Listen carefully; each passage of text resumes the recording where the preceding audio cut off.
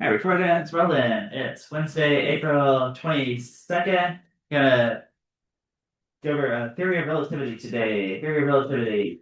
Right, so this one gets kind of weird, but this one's pretty fun. So I'm gonna start with just plain Newtonian relativity, which is nothing super crazy. Like this is what you guys are looking at right now. You could have done, like back in August. That's right. Okay. But it'll eventually get pretty crazy. Well, you'll see. So one thing at a time here. All right, so we're gonna start with this. Let's say we got a couple of boats and rowers. Or maybe they can row equally fast. Right, so like they can each row at 10 meters per second.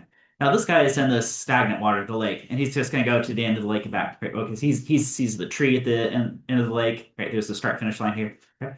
And then there's this guy in the river, and the river is flowing, let's say 2 meters per second. Right, one way downstream. Okay, so guys, isn't it true that if this guy's also paddling at 10 meters per second relative to the water's moving 2 meters per second relative to the land. He's going 12 meters per second relative to the land because 10 plus 2. Right? But then when it comes back the other way, isn't he fighting the current? So it'd be 10 minus 2 and 8 meters per second. Right? So his question is, who wins that race? Let's say it's a two-way race. Right? We're going to go all the way down to the tree and then back to the start finish line. So who wins the race? The red guy or the green guy? And they don't tie. Somebody does win. Somebody does win. Right. Ooh, do you guys think you could do a little bit of physics and solve for? Or is if the question is who wins the race, and it's an equal distance because it is an equal distance, it's to the tree and back. Okay? Then couldn't I say whoever wins the race is whoever has the smallest time to finish? Right.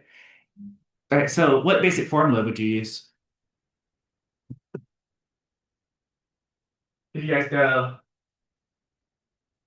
distance equals speed times time, something like that. Okay. Now I would run this equation one way, let's say to the tree, and then separately back to the start finish line, something like that. Okay. Uh, I think I threw a distance on there. So if you had a distance and a speed, what was that distance?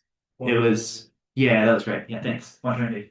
So this is 120 meters. Okay. And let's start with the red guy in the lake. Okay. He was paddling 10 meters per second for some time to get to the end. Okay. Oh, so could you rearrange this to get time is equal to distance over speed, which is 120 meters at 10 meters per second. Okay. So that would be 12 seconds to get to the tree. Okay. And since he's in the lake, isn't everything exactly the same going back? Okay. Okay. So then time back, all the numbers are the same. There's another 12 seconds. So the total time would be 24 seconds. Okay, is that right? 24 seconds? Okay. But what about the guy in the river? The guy in the river going to work out a little different. Okay. So I can actually pick up from this right here. Can I? Okay. Time is distance over speed. Okay. So let's get good. Okay. Okay. Thank you. Um, later early at the Oh, okay.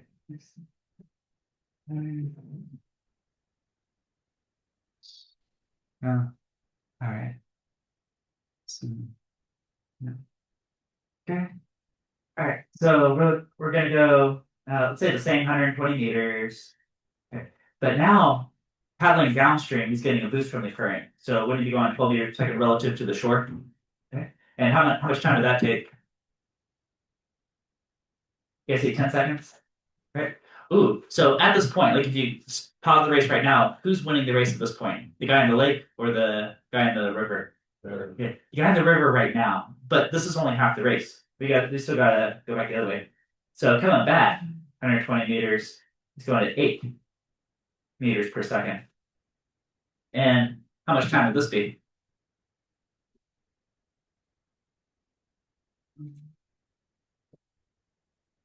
1.5. Yeah, 15 seconds. Okay. And if you find T total, it'd be 25 seconds. Okay. So the guy in the lake took him 24 seconds to run the race. The guy in the river, 25 seconds. So who actually wins the race? Yeah. Yeah, the guy in the lake. The guy in the lake. Right. Now you can extrapolate a little bit. So, like, if you're running a foot race, is it generally better to pace yourself the entire race, or is it better to sprint and then lose energy and then you go finish it real slow? Yeah, probably pace yourself, right? And okay, and this is kind of aligning with that too, isn't it? Yeah, it's better to pace yourself. Okay. And so yeah, so the guy in the lake is gonna win. Okay, so that's not crazy, right?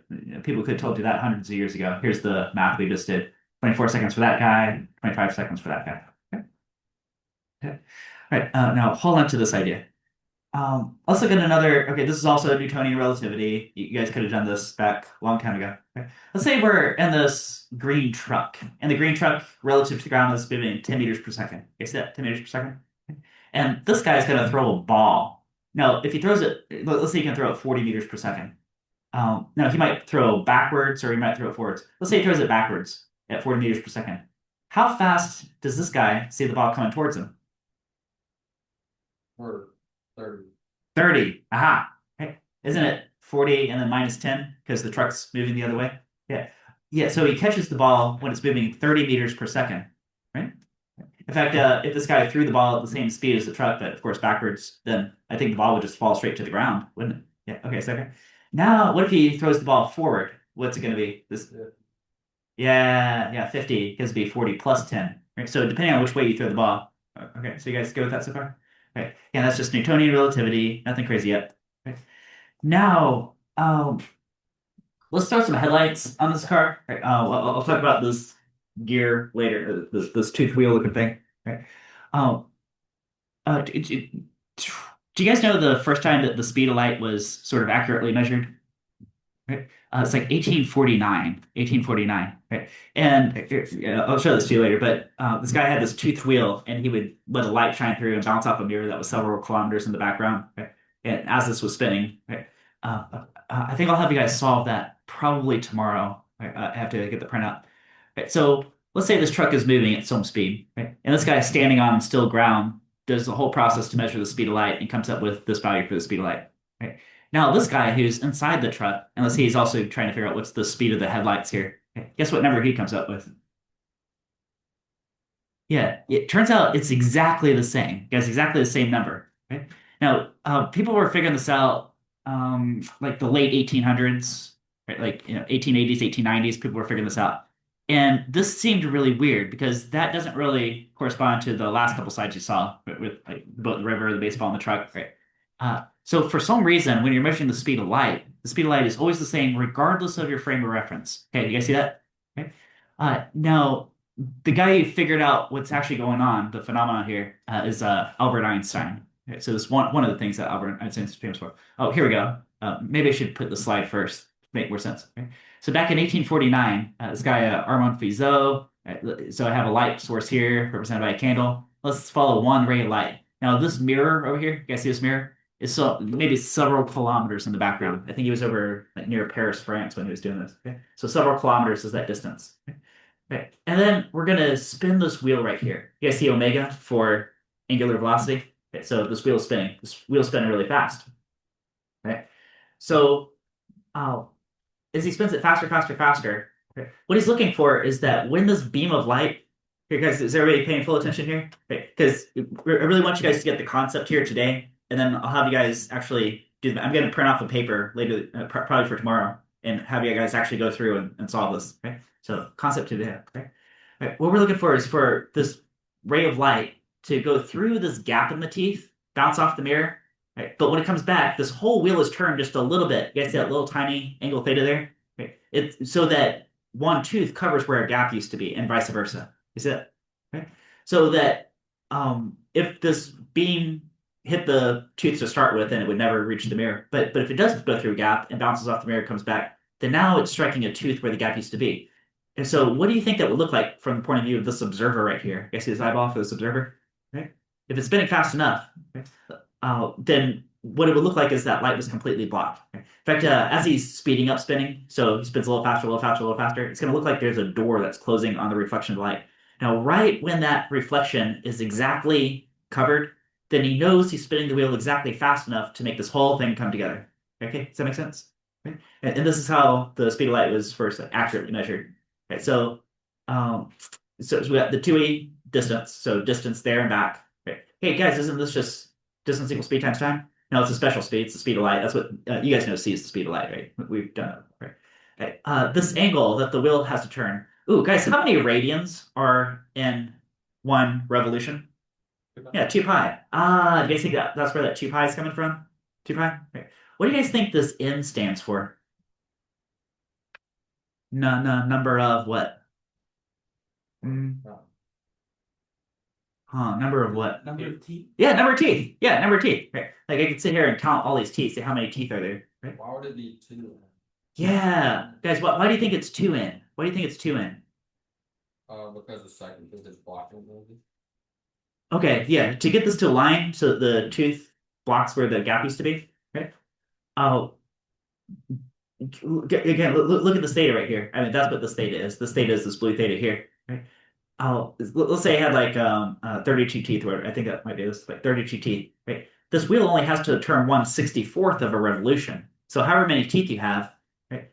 Times two also counts for all the gaps. So you need the tooth to cover the gap and the gap to replace the tooth. So, right? Right. So that's all you're trying to do is just get this wheel to turn so that the tooth covers the gap. And that's why there's a factor two. Yeah, to also account for all the gaps. Right?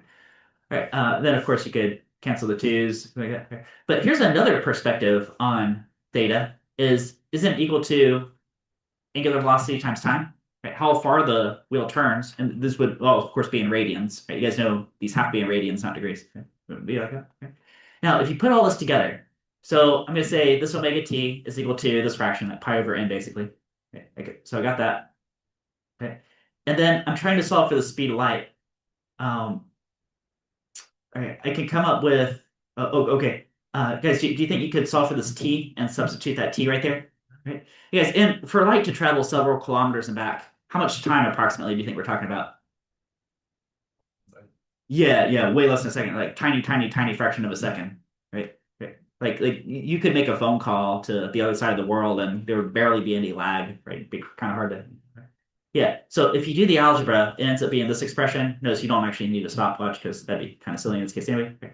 So here we go. If you know the distance to the mirror and you know the number of teeth on the wheel and you know how fast the wheel is turning, okay, and I got a two and a pi in the mix, you can calculate the speed of light. Okay, guess that? Okay. Actually, if you go back even further in time, there was a Danish guy, I think it was Ole Romer, who was looking at the moons of Jupiter, orbiting Jupiter, and he was able to calculate the speed of light that way, although it wasn't as accurate, right? This was an accurate way. Right? So I think this was within like 1 or 2% of the actual value of the speed of light. Okay, so we've known the speed of light since 1849. Right? Right. And then to go back to the slide here, if you do like different kinds of experiments, you could show that the speed of light is interestingly the same regardless of your frame of reference. So if you're moving or not, it's all the same, right? That actually is the same as this here, right? All right, so now let's put together everything that you guys have seen today. Right? You guys remember like back to the beginning, the lake versus the river and everything, right? So if I go back to the 1880s, so right before this experiment that you guys are looking at, let's say like 1886, right? The way people thought that light worked was, well, guys, is light a wave?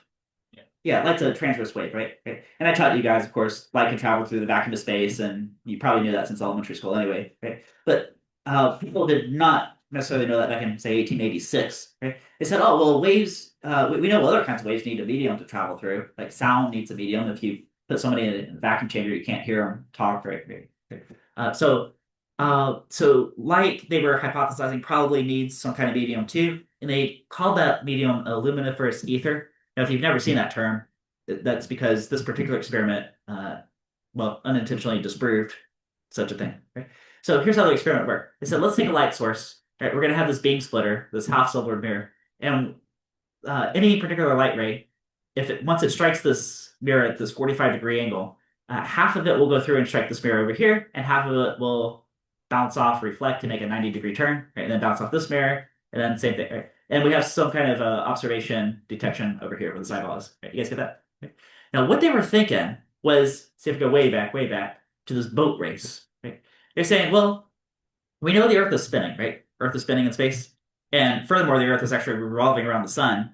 And maybe they even consider, I don't know, that the sun might be revolving around the Milky Way. Well, we definitely know that nowadays. I don't know if they knew that back then. Right? But they knew there was some kind of relative motion going on.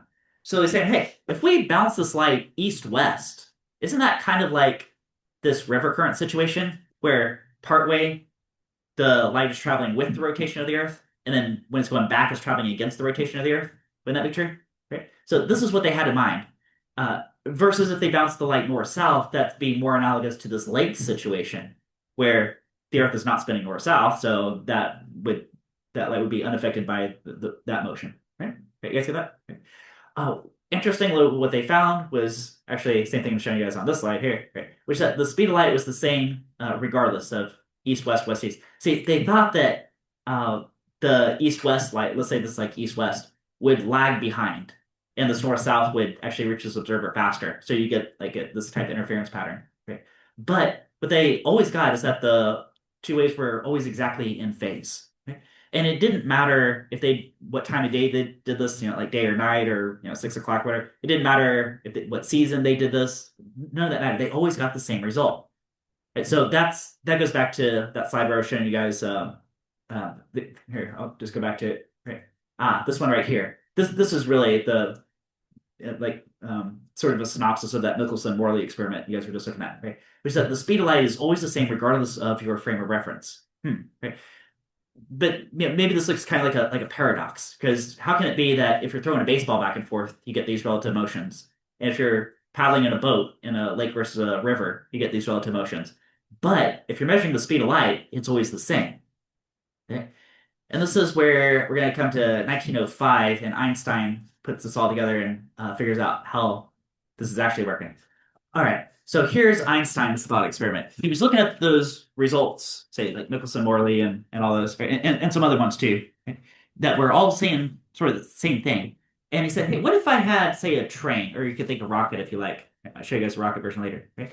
And let's say I put some light source down here, representing with a flashlight, right? And I'm going to put a mirror on the ceiling. You see that? Right? And I put one guy inside the train and one guy outside the train. Right? So everybody following this? Right? Now, one of the first things I taught you guys way back a long time ago, uh, guys, if you're driving, say, north on I-95 at 70 miles an hour, 70 miles an hour, 70 miles an hour, can you feel that it must be 70 miles an hour versus no, you can't feel a speed. You can feel a change of motion, you can feel an acceleration, but not really a speed. Right? So this guy inside the train might not even know whether or not the train is moving. Isn't that true?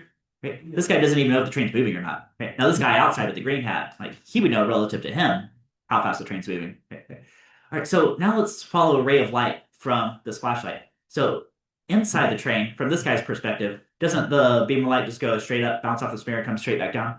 Right, just straight up, straight down. Right? And just to cut this problem in half, just to have go up to the mirror, guys, isn't distance equal to speed times time?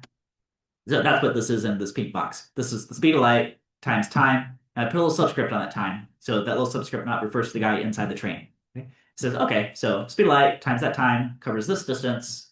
That's all the light beam has. Okay?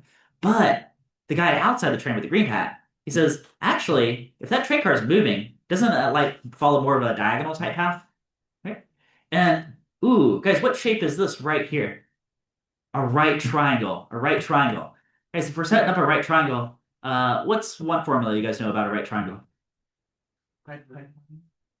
Exactly, exactly. You guys are saying a squared plus b squared is c squared, right? So that would be Pythagorean theorem. Yeah. Right. So Einstein was thinking that too, just like you guys did. He says, well, the distance the train moved would be the speed of the train times that same time interval, t, right? And in this case, the light actually travels along a diagonal. This is from this green hat guy's point of view. So ct, right? But this is a different distance. We have a mismatch in the distances, right? So these two guys disagree about the distance that light traveled. Okay? Now you can apply Pythagorean theorem to that triangle right there, and this is what it looks like. So here's the hypotenuse being squared. So hypotenuse squared equals, and then each leg squared added together. So that is Pythagorean theorem. You guys see that's Pythagorean theorem? Okay. All right. Now remember that everybody agrees on what the speed of light is, regardless of your frame of reference. If you're inside the train, if you're outside the train, everybody agrees on what the speed of light is. Okay? And yet, these two guys see different distances traveled. Therefore, these two guys must be experiencing also different what? Well, it's the same speed of light. Different. What's the only other variable on here? Time. Time. Oh, that's why I put a little subscript here. I guess is T naught versus the solid T, right? So the solid T refers to this guy with the green hat, and the T naught refers to this guy inside the train. Okay, guys, these two guys have experienced different passages of time. Different passages of time. Okay, so my next question might be, well, what is, say, like this green guy's time passage versus this red guy's time passage? And all you need to do is a little algebra. Now it's a few algebras. Actually, I think I have a derivation. Let's see if I can pull it up. Okay. got a Word document here. So, ah, here we go. Okay. So start first line is that Pythagorean theorem you guys were just looking at. And then you do a bunch of algebra. And then here's the end result. Here's green guy's time as a function of red guy's time. You guys see that? Okay. Okay, so just flash that there real fast. Okay. But here's the end result right here. Okay. Okay. And this whole square root looking bit, the square root of 1 minus b squared and c squared, that's called a Lorentz factor. And this also shows up in some other equations that you guys are going to see too. Okay. So let's play around with this a little bit. Hey guys, is that true? If you jump in a car and you drive north on the interstate, your passage time is different than somebody who stayed back home? Huh. Huh. Right.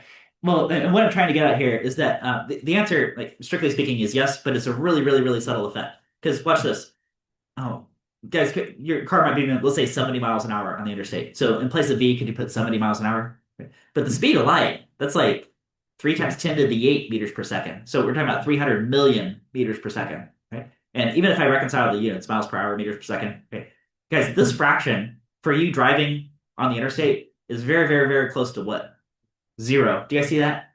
Right? Because the speed of your car is so slow compared to the speed of light. That's why people didn't even notice this until 1905. Right? So, guys, this ratio, let's call this zero. Guys, what's 1 minus zero? Negative. So 1, right? Right? And what's the square root of 1? Is 1? Right. So for everyday situations, these two guys actually do agree on how much time has passed. Like if you have a watch that you wear while you're driving on the interstate and somebody's back home, right?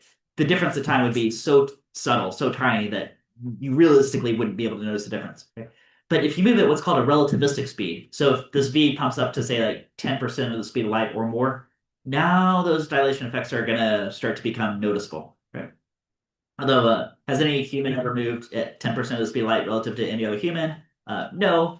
But we do have particle accelerators that can speed up, say, like hydrogen atom to like 99% the speed of light, right? And then that's one place that you actually do see this relativistic effect. Another effect, you guys ever use GPS on your phone? Right. So it turns out that GPS would actually not work, or at least we wouldn't understand it without the theory of relativity, because those satellites moving around and different gravitational fields, which I haven't got to yet, right? All right, so there's a little bit more to this. So here's a time dilation. Now, if time is going to be different, if you start moving at again like a relativistic speed, so like some significant percentage of the speed of light, there are some other consequences too. And let's think of it this way: let's say you're on Earth, and then way, way, way off in the distances, but let's say some other star system, right? Like way over here, right? Let's say it's several light years away. Okay, you guys see several light years away? Okay. Maybe I'll make this like here, let's just. Okay. How about 100 light years? Just something crazy. You guys know light years in distance, right? Like the distance that light travels in here. So crazy distance. We're gonna get on a rocket, and right, we're gonna fly over to the star system. Okay. Now, just to like really, really simplify this, if your rocket could somehow get to the speed of light, like 99.9% of the speed of light, something, right? Then, from the point of view of somebody based on Earth, how long would it take for that rocket to reach a starship? If you're going at like 99.9% of the speed of light, would it take you 100 years? 100 years? Right. So this guy here says, hey, it took you 100 years to reach that star system way off in the distance. Okay? And it's sort of like a limiting factor because the spaceship can never go, nothing can ever move faster than the speed of light relative to anything else. There's weird exception with like universal expansion, but that's you can't move through space faster than the speed of light. Okay. So this guy says, hey, it's going to take you 100 years to get there. But you guys saw that if you're inside this moving vehicle, okay, you'd have to accelerate up to that point. Okay, so you start at rest on the ground with that other guy. Okay. Then let's go back to this. Okay, let's read the music of this equation right here. Is what if v is a relativistic speed? This fraction right here, v squared over c squared, is bounded between what and what? Yeah, between 0 and 1. Yeah, v can go up to c maybe, but can't quite reach c. Right, so this could go up to 1 almost. Right, so this is bounded between 0 and 1. Let's say like 0.5, just to throw a number in the middle. Right, here's 1 minus 0.5. Wouldn't that also be 0.5? Right, or 1 minus 0.4 could be 0.6. So I think 1 minus whatever is also bounded between 0 and 1. Isn't that true? Right, and if you take the square root of anything between 0 and 1, go ahead, try it on your calculator. You guys got a calculator within reach? Right. Uh, here, I'll do it too. So it's got to switch my screen over. Okay. If I take the square root of any number between 0 and 1, let's say 0.64. Okay. Don't I also get a number bounded between 0 and 1? Okay. Okay. So just think about how this arithmetic is going to work here. Okay. Okay. And if that's true, this whole denominator is bounded between 0 and 1. So if the guy inside the train says it takes some time, let's say he's on like a 10-hour train trip, okay, and you divide by anything bounded between 0 and 1, then what is the green time compared to the red time? Is it more or less? It's always got to be what? Um, Yeah, it's always got to be more. It's always got to be more. Here, I'll do that too, in case you want to see that. Okay. Let's say we did like a let's do a 10-hour trip. Okay. And I divide by say like 0.8 or something like that. Okay. So the guy outside the train says it took you um wait, what did it just do? Oh, we got like 12.5 hours. And the guy inside the train said, no, it only took 10 hours. Okay. So you guys see if you're inside the moving vehicle, it takes less time. And if you're outside the moving vehicle, it looks like it's more time. You guys see that? Okay. So back to the scenario. Right, I'm building up to something here. Right, so this guy, based on Earth, says it's going to take you at least 100 years to reach that star system. But if you're inside the rocket, should that take you more or less than 100 years? Less than 100 years. Less than 100 years. Yeah. If you're like 99.9% speed of light, it might only be like a few years or something. It might only be a couple of years.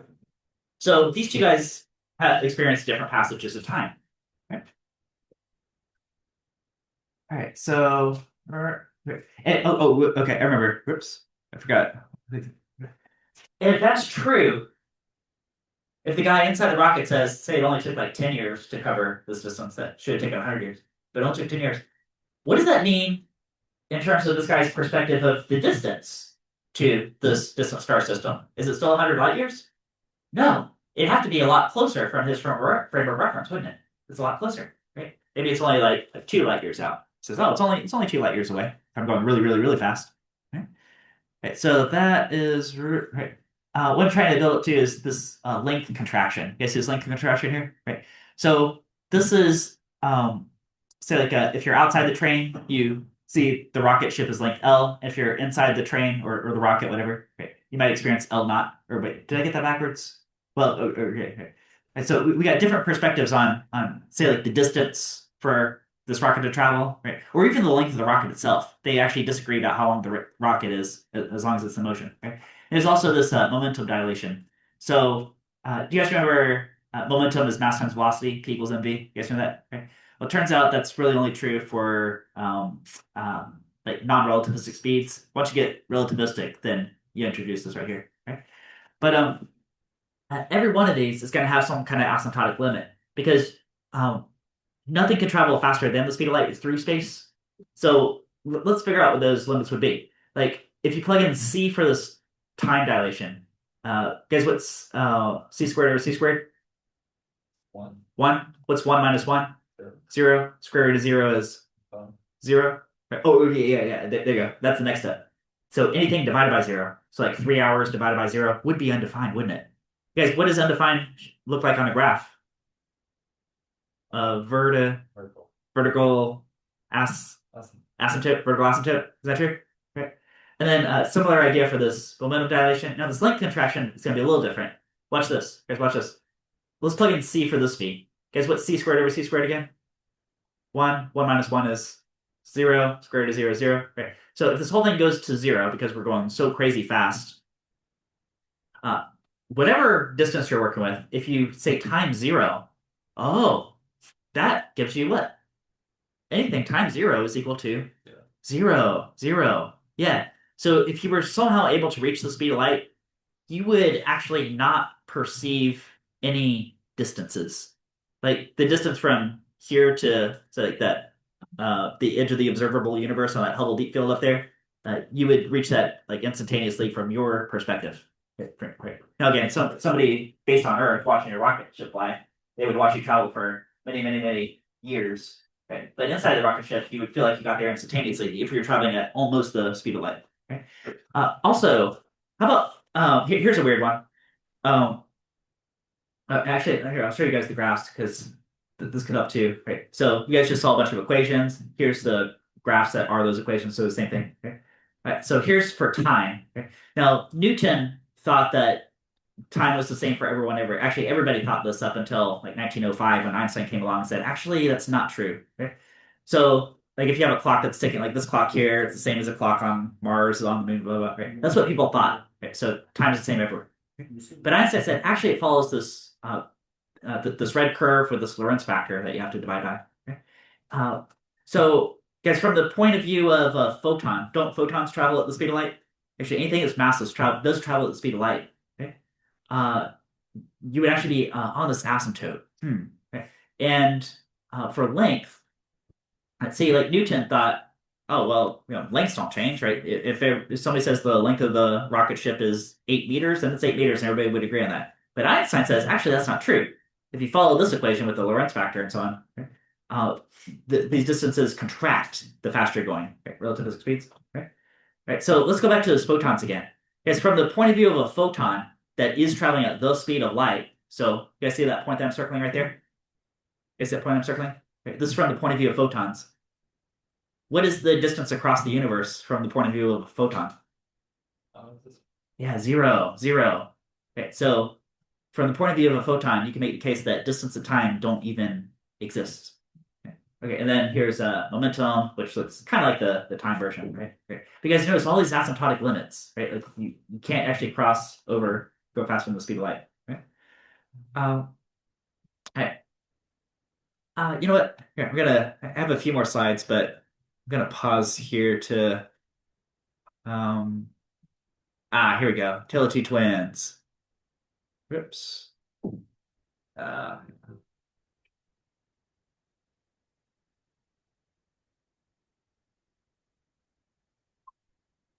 Once upon a time, there was a pair of identical twins, except they were not so identical. One enjoyed the settled life on Earth, while the other was more wild and adventure seeking. One day, the wilder one decided to embark on a journey into deep space. The two embraced before parting. The rocket traveled at near the speed of light straight into the uncharted dark depths of space. It took him 5 years to realize how much he missed his twin brother. He turned around and headed straight home. Another 5 years passed before he returned at last to Earth. Upon landing, he ran to reunite with his long separated twin brother, only to find him no longer his twin, but an old man. During his 10-year journey, 50 years have passed on Earth. He finally discovered what he truly valued more than adventures. The end. Wait a sec. What? Go back. Way back to the beginning. Okay. Like, I thought they were the same age at the beginning. How did they end up being so different in age? That would be an effect of time dilation. Not in that way, at least. So let's imagine a train traveling really, really fast, and our explorer hops on while our settler remains behind. Now imagine that there's a light bulb fixed onto the train cart. As seen by the explorer, in order for the light to go from the light bulb and back, it only has to travel up and down. All right. But the case for the settler when he's looking at the train is different. In order for light to return to the light bulb, the settler sees it traveling diagonally with the train. Oh, that's like when you're in a car and you're throwing a ball upwards. The ball returns to your hand because it only goes up and down. But to someone on the street, the ball actually has to travel with the car to return to the passenger's hand. So the ball actually travels farther than it appears to the passenger. Yep. But there's no time dilation because the speeds of the ball are different. If the car's not moving, the ball only goes up and down. If the car is moving, however, the ball also travels forward with the car. So it is essentially thrown diagonally upwards. The forward motion added to the up and down makes it travel faster, covering the farther distance in the same time interval. Light, however, is different. No matter what frame of reference you're in, light travels at the same speed. C, the speed of light. No duh, light travels at the speed of light. Anyway, going back to the train, the two observers see the light tracing out different paths. The explorer sees the light travel a distance, and the settler sees the same light travel farther distance. Since light travels at the same speed, it would take longer for it to cover the distance the settler sees, So the same phenomenon to the settler would take longer time to happen than it would to the explorer, and so time on the train would appear to dilate. But doesn't the same light argument apply to the passenger in the car? Like if you put a light bulb in the car. That's true. But in comparison to the speed of the car, light is so fast it is almost instantaneous. So technically, time in the car is dilated, but the change is hardly perceivable. Oh, so if time is dilated as long as the frame is moving in respect to another frame, then can't you say that time is dilated for the cellular in the explorer's frame? Here's the problem. A moving frame is not enough. You need an inertial frame, which is a frame that travels at a constant velocity. For an accelerating frame, which does not travel at constant velocity, time dilation will not happen. That would be when the explorer stops and turns around to go home. He has undergone acceleration. Yep, you could also argue that the Earth undergoes acceleration as seen by the explorer on the rocket, but only the rocket physically experiences acceleration, so you cannot argue the other way around. Oh, I thought everything in relativity is relative to each other. All right. There you go. All right. So next idea, Minkowski space-time diagram. Now here I have a 3D version. Sometimes you just see a 2D version, which might be a little easier to work with, but it makes sense here. So you guys see these XY axes, XY. Let's say that represents three-dimensional space. Okay. So XY, I'm taking 3 dimensions. I'm just squashing it down to X and Y. Okay. So this plane is 3D space. Okay. And this vertical axis, you guys see C times T. So this is think of it like the speed of light, and then if you multiply by some time, then you'll also get a distance. So now all the axes could be in terms of distance, like that. Okay. And then if you draw a 45-degree angle from that time axis, we'll call this a time axis going vertical here. Okay. Then this dashed line represents sort of like a limit in your location. Okay. Now, since nothing is ever allowed to move through space faster than light, then like if you just stayed still, let's think of what that would mean on this graph. So if you just stand still, then say like you start down here, isn't time marching forward? So you're just like, you guys see my mouse cursor just moving up? Okay. That's like if you're just sitting in your desk, just not moving anywhere. You're actually moving up like this, up, right? Now, if you do move, like bell rings and you like run down the stairs, well, now you are in motion. So now you're moving through space and also through time. Okay. So now could you be moving like, see my mouse cursor now? See my mouse cursor just like moving off this way? So that'd be you moving through space and time. You see that too? Right? But if photons could travel along this dashed line because that represents the speed of light. If you happen to be traveling the speed of light, that's what this is. Right? Yes. Can you ever, if you start out in this origin point here, can you ever access a point, say like out here? No, because it would require traveling faster than the speed of light to reach a point out here. So you end up with these cones, and one represents the past and one represents the future. So everything that could affect you anywhere in the universe that led to you like sitting here now, like maybe a week ago you were staring at the sky, looking at some distant star, thinking, "Huh, hey, look at that star! It happens to be red or something." Right? And that light was sent like thousands of years ago, headed towards the Earth. That's somewhere in this path cone. And anything that you could affect in the universe going forward, well, there's some limitation there too. Like, can you get to the moon in 1 second? No, because not even light can get to the moon in 1 second. So that would be like a point out here. Okay. So if you wanted to affect something on the moon 1 second from now, well, you're out of luck because you won't be able to do it. So anything you can affect is going to be in this future cone. Anything outside those green cones is something that you cannot affect at all in the universe. Like that. Um, mass energy equivalence. So you guys have heard E equals mc squared. You guys know this formula? Okay. So this also falls out of relativity formulas. Now there's a whole proof that leads to this. I just have the last couple of steps here. The penultimate step here is one that, well, a lot of people miss, but here, what do you guys think E stands for? Energy. What do you think M stands for? Mass, and then C could be the speed of light. Yeah. So this is the energy of nuclear reactions. You guys remember taking the class chemistry and any chemical reaction you run? If you measure the mass of the reactants and the mass of the products, what could you always say about those two masses? They're always the what? Yeah, they're always the same, right? So it's conservation of mass, right? But turns out when you flip over to a nuclear reaction, so you run say like uranium 235 in a nuclear reactor, there's actually missing mass. But that missing mass, if you multiply by the speed of light squared, that's the energy you get out of a nuclear reactor. Okay? And right now, like all the lights and the air conditioning and the everything running in here right now off the electric grid, approximately 20% of that is coming from nuclear because it's all on the grid. Right? Um, Right, so yeah, let's look at fission and fusion. If you say like, what's the mass of a? Ooh, guys, what's a nucleon? Did you guys learn that in chemistry? What is a nucleon? It's either a proton or a neutron, right? Which have about the same mass. They're really, really close to each other, right? You mean a neutron? Yeah, like a neutron or a proton. Yeah, neutrons and protons are called nucleons, right? And they're almost the same mass as each other, but their exact mass actually depends on what element that it's in. So, sorry, I don't have numbers on here, but you could Google this and look this up, and you'll see graphs like this. Okay.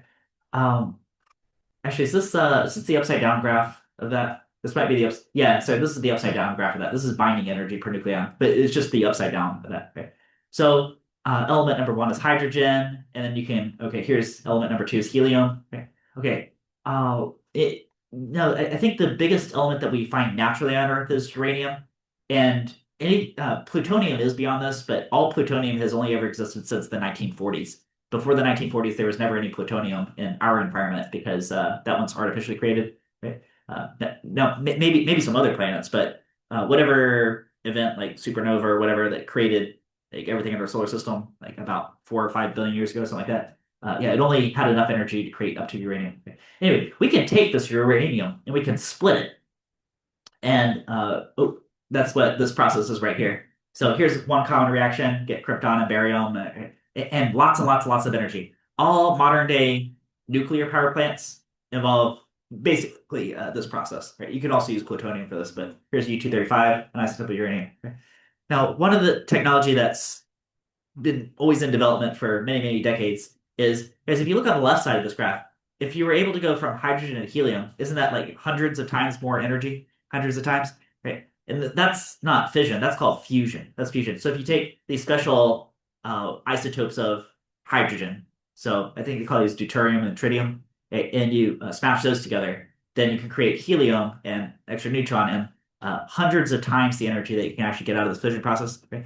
Now the tricky thing is people haven't figured out quite yet how to like control this in a controlled way where you can put this in a power plant and like safely and reliably get net energy out of it. Right? So this is still a developing technology, but in principle you can do it. I mean, we created thermonuclear bombs, so those have been around since the 1950s. Right? So like a hydrogen bomb could be like that. All right. All right. This one I'm gonna come to you tomorrow, but here, I got one more video for you guys today here. So I'm going to talk about gap. Okay. Is that you go with it because next year I'm doing Alright. Or traveling at close to the speed of light because all these distances get contracted. There's a famous thought experiment involving a train and a tunnel. The idea is you've got a train and you've got a tunnel which is exactly the same length as the train. And so if you're a train spotter who's standing there beside the railway watching the trains go by, you see this train approaching, and because this train's moving relative to you, you see it when it's contracted. It's a bit shorter than it should be.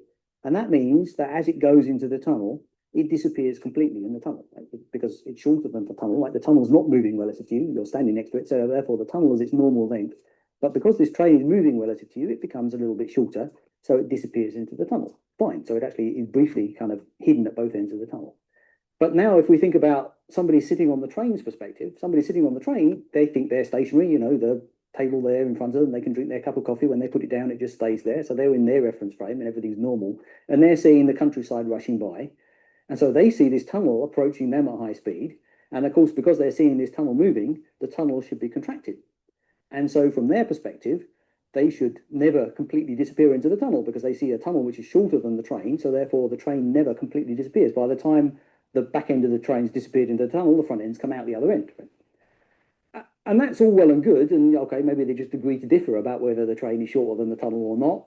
But unfortunately, you can then do another experiment, which is you can say, okay, so if this train spotter actually is, you know, has a lot of power, and bizarrely someone has installed two large guillotines, one at either end of the tunnel, and at the moment the train disappears into the tunnel, he pulls a lever which briefly makes these guillotines come down and then go back up again. Then from his perspective, that's fine because the train's disappeared into the tunnel. He can do that without doing any damage. Okay, from the point of view of somebody approaching the tunnel, if this happens, it's not going to be such good news because from their perspective, the train's longer than the tunnel, which means either the front of the train gets chopped off or the back of the train gets chopped off or both. Okay, and this is something that everyone has to agree on, right? Because if you actually do the experiment, either you end up with a smashed train or you don't. And ultimately, that's going to be something that everyone has to agree about. It's not something that you can just say, well, that's just a matter of perspective. That's all just relative, right? Either the train gets broken or it doesn't. So what happens? So there is a resolution to this paradox, and the resolution to this paradox turns out to be something very fundamental in relativity. And it's called the relativity of simultaneity, which basically means which things which are simultaneous in one reference frame are not necessarily simultaneous in another reference frame. So in fact, both of these people agree that the train doesn't get smashed. But the reason why they agree the train doesn't get smashed is different, right? The guy who's pulling the lever says, well, the train obviously didn't get smashed because it was shorter than the tunnel, so that was fine. The guy in the train sees something completely different in that what he says is that actually what happened is the train was approaching. Before it went right through the tunnel, the front guillotine came down and went back up again. Then after it had pretty much passed through, the back guillotine came down and back up again. And so actually they kind of missed the train as it went through. And so this is what both of them see. They both agree that actually the train's fine. But the reason is that because the things which were simultaneous in one reference frame, the guy who was just standing next to the tunnel said these things happen both at the same time. The guy who's in the train said actually no, one happened first, then the other. And so that's the resolution to the paradox, is that this whole concept of simultaneity kind of goes away in special relativity. That things which one person says both these things happened at the same time, somebody else will say no, actually that one happened first and that one happened second.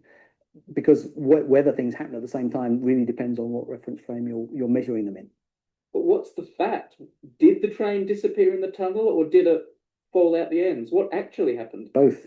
It just depends on who reference frame you're in, right? In one reference frame, that's exactly what happens. If you think about it, the train sticking out of both ends of the tunnel relies on somebody's simultaneous measurements, right? The front was sticking out at the same time that the back was sticking out. And because different people disagree about simultaneity, it's quite possible for them to disagree about whether both ends of the train are sticking out of the tunnel at the same time. How does this go down when you teach this to students? The students love it, I have to say. I mean, one of the really nice things is, although we avoid all the maths in these videos, actually the maths you need to do this properly isn't very hard. The most difficult maths you need to do this properly is trigonometry and just basically Pythagoras' theorem, the square on the hypotenuse is equal to the sum of the squares on the other two sides. So the nice thing about it is this is something which is actually mathematically not that difficult, but which is conceptually mind-blowing.